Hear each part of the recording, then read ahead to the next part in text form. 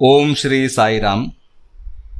भाइयों और बहनों, ओमकार साधना का यह दिव्य प्रवाह बहते बहते हमें ईश्वर मिलन के महासागर तक ले आया है। पंच कर्मेंद्रियों को सत्कर्म और सेवा का मूल मंत्र प्राप्त हुआ। पंच ज्ञान इंद्रियों को संयम और निग्रह की साधना का मार्ग प्रदर्शित हुआ। पंच प्राणवायुओं के बीच समतोलता स्थापित होने से मन स्थिर हुआ और एकनिष्ठ होकर ईश्वर चिंतन करने लगा। पंचकोशों से एक एक कर गुजरते हुए हम ईश्वर के और करीब आते गए और आखिर उनमें ही समा गए। मैं और तू की भावना नहीं रही, अब केवल आनंद ही आनंद है। उपनिषदों में एक कथा द्वारा इस प्रवास का वर्णन किया गया है। एक शिष्य अपने गुरु से कहता है, गुरुजी, मुझे ईश्वर विद्या प्रदान कीजिए। गुरुजी बहुत ही सुंदर उत्तर देते हैं, तुम्हारा हर कर्म, तुम्हारा हर अनुभव, तुम्हारी हर सांस, तुम्हारे मन का हर विचार, ये सभी ईश्वर हैं। जो बातें बीत चुकी हैं, जो आने वाली हैं और अब का जो क्षण है, ये सभी ईश्वर हैं। भाइयों और बहनों, ईश्वर की महिमा, उनकी व्याप्ति अवर्णनीय है। हम सभी बस उनके सामने शरणागत हो सकते हैं।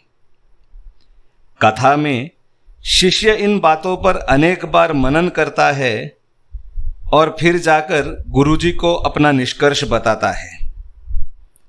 हर बार गुरुजी उसे और मनन करने का सलाह देते हुए कहते हैं, जो तपस्या तुम कर रहे हो वही ईश्वर है, वही परब्रह्म है।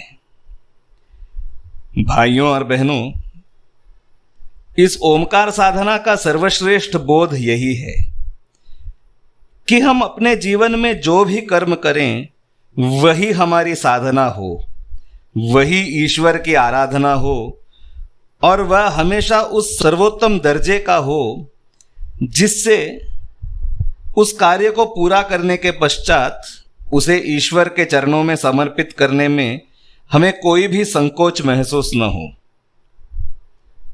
हमारे हृदय में बसे ईश्वर हमेशा हमें उस उत्तम श्रेणी तक पहुंचने की प्रेरणा देते रहते हैं। हमें बस ओमकार द्वारा हमारे हृदय में स्थापित निश्चल निशब्दता में उनके आवाज को सुनना है। तो ईश्वर की सही पहचान क्या है? क्या कर्मेंद्रियों पर नियंत्रण पाकर निष्काम कर्म करना ही ईश्वरत्व है? यही जनसेवा का मार्ग है, कर्मयोग।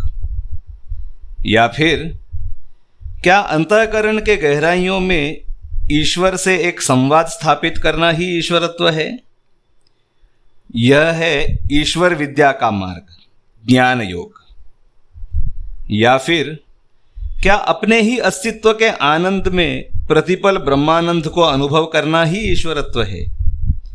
यही है आध्यात्मिक आनंद का मार्ग, भक्ति योग। ये सभी मार्ग एक दूसरे से जुड़े हैं और हमें ईश्वर मिलन तक ले चलते हैं। भाइयों और बहनों, ओमकार साधना के अंतर्गत हमने देखा कि किस तरह हमारे अस्तित्व के हर पहलू को ब्रह्मांड में गूंज रहे दैवी शक्ति द्वारा प्रचंड ऊर्जा प्रदान होती है। इस ऊर्जा का उपरोक्त तीनों मार्गों पर, अर्थात कर्म, ज्ञान और भक्ति के मार्ग पर सुयोग्य उपयोग किस प्रकार किया जा सकता है? इस बात का उत्तर भगवान ने स्वयं हमें श्रीमद् भगवद गीता के माध्यम से दर्शाया है। हम सभी बेहद भाग्यशाली हैं कि हमारे साप्ताहिक साधना के अंतर्गत इस ईश्वर कथित अमृत की वर्षा होने वाली है। अगले सप्ताह से हम श्रीमद् भगवद गीता के इस अध्ययन चिंतन का प्रारंभ करेंगे। जय साई राम।